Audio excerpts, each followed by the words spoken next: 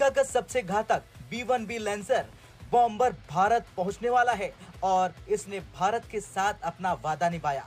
कहीं कहीं फौज को आप बहुत ज्यादा पावर ना कर दो, इनके कहीं वो जो है ना वो दिमाग ही ना खराब हो जाए कि कल को ये समझें कि जी पाकिस्तान हमारी फौज बन जाना है। सो वो फौज को बहुत ज्यादा तरीके से डील करते हैं। इंडिया बोले अपना सिस्टम जितना स्ट्रॉन्ग कर ले, जितना तैयारी खरीद लो, ये सब हमारे पाकिस्तान के सामने नहीं चलेगा। अच्छा। हमारा एक मुसलमान आप 1000 लोगों के लिए काफी है। लेकिन इंडियंस के अंदर एक ये भी टेंशन है कि Americans are very slow in transferring the technology. India को बड़ी जल्दी है टेक्नोलॉजी ट्रांसफर हो। अमेरिका इंडिया के बिहेवियर्स को भी देखता है। उन्होंने दुनिया के बदलते हुए तौर तरीकों को फॉलो किया। ठीक है ना।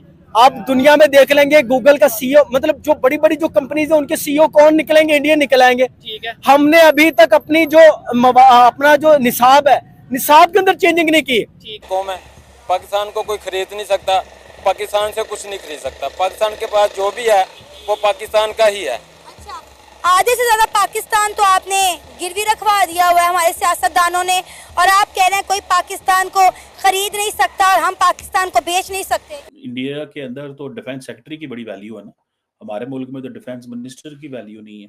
बहुत सारे लोग इस पे कमेंट करते हैं कि भाईजान साडा जरा डिफेंस मिनिस्टर है ना ओदी उन्नी वैल्यू नहीं है जिन्नी वो जैसे कहते हैं ना बाकी उसकी लोगों की है।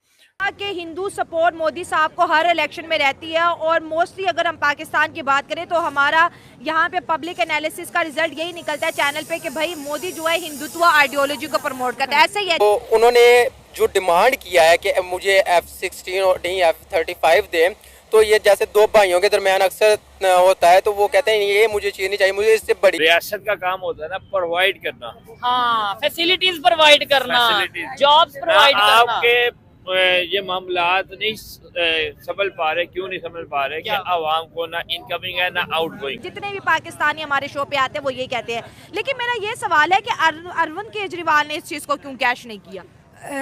10 सालों से तो कर रहे थे, अब आवाम ने क्यों उनको रोल मोल करके साइड पे लगा दिया?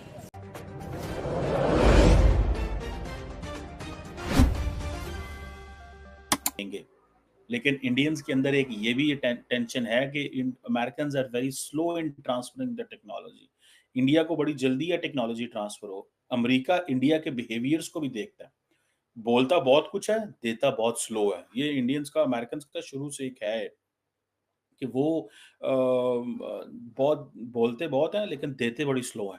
ठीक है, तो उसमें ये होता है कि वो आपको चेक करते रहते हैं। जहाँ पे आप कैश पेमेंट्स करें आपको फॉरन यू आर अलाउड, जहाँ पे उन्होंने चीजें भेजनी हो तो दे टेक टाइम। ठीक है जी।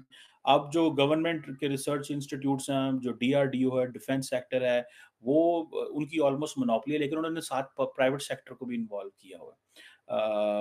इंडिया के अंदर गवर्नमेंट लेड इन जो इनोवेशंस हैं वो हो रही हैं, लेकिन प्राइवेट सेक्टर को भी वो इन्वॉल्व कर रहे हैं because that's where they believe कि उनके लिए जो है वो ज़्यादा इम्पोर्टेंट रहेगा। Otherwise they won't be in a position. अब इसमें देखा जाए कि जैसे मैं शेयर की बात कर रहा था GDP का, तो 1.9% या 2% के करीब जो है वो कह रहे हैं वो होगा, लेकिन वो कह रहे हैं कि हमें इसको 3% पे लेके जाना है। वो कहते हैं 3% पे इसको लेके जाएं अगर आपने इसको compete करना है। और ये मनमोहन सिंह साहब ने भी कहा था ये 2005 में कि भाई हमें 3% अपनी एलोकेशन करनी चाहिए नेशनल डिफेंस में। अभी जो सिचुएशन है उसमें भी है, लेकिन मेरा ख्याल है कि ये बड़े स्लो एंड स्टडी चलते हैं। जो इंडिया की जो ब्यूरोक्रेसी है ना, जो सिविल ब्यूरोक्रेसी, मेरा ख्याल है somehow it has kept a monopoly over the decision making with the politicians के साथ मिलके। वो समझते हैं कि कहीं फौज को आप बहुत ज़्यादा पावर ना कर दो, इनके कहीं वो जो है ना वो दिमाग ही ना खराब हो जाए कि कल को ये समझें कि जी पाकिस्तान हमारी फौज बन जाना है। सो वो फौज को बहुत ज़्यादा तरीके से डील करते हैं। इंडिया के अंदर तो डिफेंस सेक्रेटरी की बड़ी वैल्यू है ना, हमारे मुल्क में तो डिफेंस मिनिस्टर की वैल्यू नहीं है। बहुत सारे लोग इस पे कमेंट करते हैं कि भाईजान साडा जरा डिफेंस मिनिस्टर है ना ओदी उन्नी वैल्यू नहीं है जिन्नी वो जैसे कहते हैं ना बाकी उसकी लोगों की है सिस्टम के अंदर, जो फौज के अंदर है। बहरहाल ये हमारे सियासतदानों का है ओवरऑल, क्योंकि सिविल मिलिट्री इम्बैलेंस है, तो ये उसी का एक शख्स आना है, ये उसी की एक चीज़ है। तो जैसे मैं आपको कह रहा था कि जो नेटो है 2% लगाती है, तो इंडिया भी यही समझता है हमें 2% लगाना है। जापान जो है वो उसने अपना डिफेंस बजट 1% पे रखा हुआ, अब वो भी 2% पे करने जा रहे हैं, कहते हैं 2027 तक हम उसको ले जाएंगे। सो इंडिया अगर 3% तक अपनी जीडीपी का लेके जाता है डिफेंस, और इंडियन पार्लियामेंटेरियंस मान जाते हैं और ये चीज़ें होती हैं कि जो जीडीपी टू डिफेंस रेशो उस लेवल पे जाएगी, मेरे ख्याल है इंडिया को करना पड़ेगा 3%। ये उनके लिए बड़ा वो जैसे कहेंगे ना है, क्योंकि ग्लोबली जो geopolitical environment है that is very deteriorating very fastly. There is uncertainty across the globe in the region. Security challenge बढ़ रहे हैं इंडिया चाइना बॉर्डर के ऊपर। सो जो 4.78% इंक्रीज है जिसे वो कहते हैं ना, ये कम उन्होंने की है मेरी जाती नज़र में, जो चैलेंजेस है इंडिया के लिए। If I would be sitting in the Indian defence ministry, I would have proposed them a hefty increase, अच्छा भला इंक्रीज मैं चाहता। उसकी वजह यह है कि इसकी सिग्नलिंग चली जाती है। देखें एट टाइम्स आपने बहुत सारे जो काम कर रहे होते हैं ना, उसमें आप सिग्नलिंग देते हैं, सिग्नलिंग करते हैं और आप बताते हैं कि भाईजान हाँ हमारा क्या मकसद है, या हम क्या चाहते हैं या क्या नहीं चाहते, वो सिग्नलिंग करनी बहुत ज़रूरी है। सो इंडिया की जो डिफेंस मिनिस्ट्री है उसको सिग्नलिंग, इंडिया सारी की सारी सिग्नलिंग कर रहा है डिप्लोमेटिक वे से। इंडिया मिलिटरली उस तरह सिग्नलिंग नहीं कर रहा, और शायद उसकी ये भी एक वजह है कि India doesn't want to give wrong signals to China, because उनको पता है जो हमारा कॉम्पिटिटर है वो चाइना है। तो चाइना को आप रॉन्ग सिग्नलिंग ना करो इससे पहले कि वो ऑलरेडी हमारी जो मिलिट्री डिप्लोमेसी है इज नॉट वर्किंग, हमारे बायलैटरल चैनल्स काम नहीं कर रहे चाइना के साथ। सो ये चीज़ें हैं इसमें। मैं आपको बात बताऊं, इंडियन ना तो गर्म होते हैं ना ऑफेंसिव होते हैं, वो बड़े स्मार्टली स्लोली वो खेलते रहते हैं।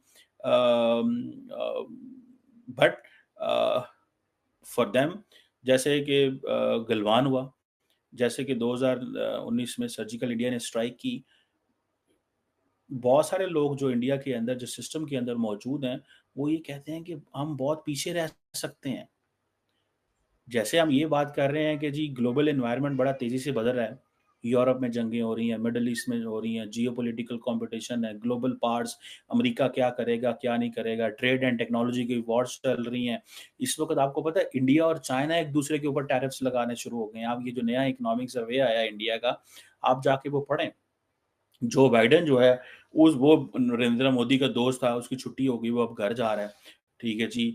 क्वेश्चन आ रहा है डी ग्लोबलाइजेशन, ट्रम्प आता है तो ट्रम्प इंडिया की इकोनॉमी के ऊपर भी वो इंडिया को वो जो फ्री राइड है वो नहीं देगा, ठीक है जी।